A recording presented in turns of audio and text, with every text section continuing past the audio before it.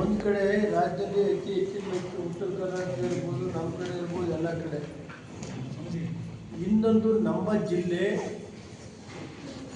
ಈ ಹಿಂದೆ ಮೇಜರ್ ಆಗಿ ಆಲಿಗೆಡ್ಡೆ ಬೆಳೀತಾ ಇತ್ತು. ಸುಮಾರು 3 ಲಕ್ಷ ಹೆಕ್ಟೇರ್ನಲ್ಲಿ ಆಲಿಗೆಡ್ಡೆ ಬೆಳೀತಾ ಇದೆ ಹಿಂದೆ. ಈ ಒಂದು 2 ವರ್ಷದಿಂದ ಆಲಿಗೆಡ್ಡೆ ಸರಿಯಾಗಿ ಬಿತ್ತೆ ಬೀಜ ಸಿಗ್ತಾ ಇಲ್ಲ, ಕಾಯಿಲೆ ಇವೆಲ್ಲ ಬಂದು ಸುಮಾರು ಇದು ನಮ್ಮಲ್ಲಿ ಆಲಿಗೆಡ್ಡೆ ಬೆಳೀತಾ ಇದ್ದಿದ್ದು ಸುಮಾರು ನನಗೆ ಗೊತ್ತಿದ್ದಂಗೆ, ನನಗೆ ತಿಳುವಳಿಕೆ ಇದ್ದಂಗೆ ಒಂದು 50 ವರ್ಷದಿಂದ ಬೆಳೀತಾ ಇದ್ವಿ ನಾವು. ನಾನೇ ಆಲಿಗೆಡ್ಡೆನ ಕನಿಷ್ಠ ಒಂದು 25 ಜೋಳ ಬೆಳೀವಿ. 40 ಎಕರೆ 50 ಎಕರೆ ಆಲಿಗೆಡ್ಡೆ ಹಾಕಿವೆ ನಾನು. ಆಲಿಗೆಡ್ಡೆ ಹಾಕಿ 3 ತಿಂಗಳಲ್ಲಿ ಆಲಿಗೆಡ್ಡೆ ಬರೋದು, ಆಮೇಲೆ ರಾಗಿ ಹಾಕಿಳಿವೆ. ಗೊತ್ತಾಯ್ತು ಸರ್.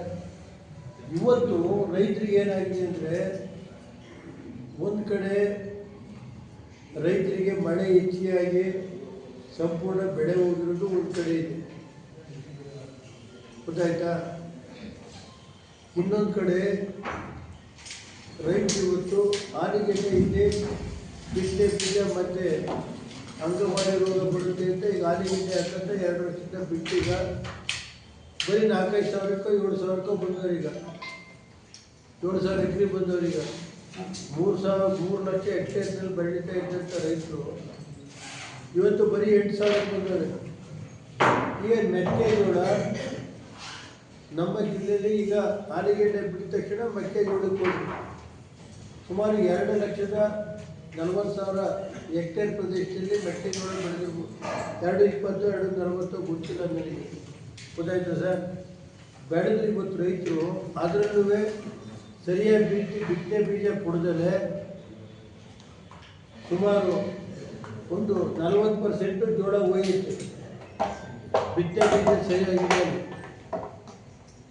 ಇನ್ನು ಬಾಕಿ ಬೆಳೆದಿರುತ್ತಲ್ವೇ ರೈತರ ಹತ್ರ ಖರೀದಿ ಮಾಡ್ದಲೆ ನೇರವಾಗಿ ರೈತರ ಹತ್ರ ಖರೀದಿ ಮಾಡ್ಬೋದು.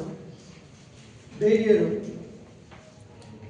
ಇವತ್ತು ತಾಂಡೋಗ್ಬಿಟ್ಟು ಮಾರ್ವಾಡಿ ಪ್ರೈವೇಟರ್ ಕೈಲಿ ನಮ್ಮ ಹಾಸನದಲ್ಲಿ ಉದಾಹರಣೆಗೆ ರಾಜ್ಯದಲ್ಲಿ ನಾನು ಕೇಳಿದ ಅಧಿಕಾರಿಗಳನ್ನ 70,000 ಮೆಟ್ರಿಕ್ ಟನ್ನನ್ನು ಖಾಸಗಿಯರ ಹತ್ರ 22,000 25,000 ಖರೀದಿ ಮಾಡಿದ್ರು. 22,000 ಹೋದ ವರ್ಷ 25,000 ಖರೀದಿ ಮಾಡಿದ್ವಿ ಅಂತ,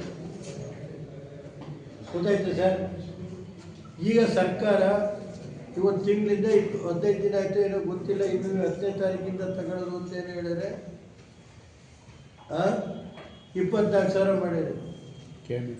ಇಲ್ಲಿ ಹಾಸನ KMF ಅಲ್ಲಿ 80,000 ಈಗಾಗಲೇ ಪ್ರೈವೇಟ್ ಅಂತ ಆಗ್ಬಿಟ್ಟವ್ರೆ.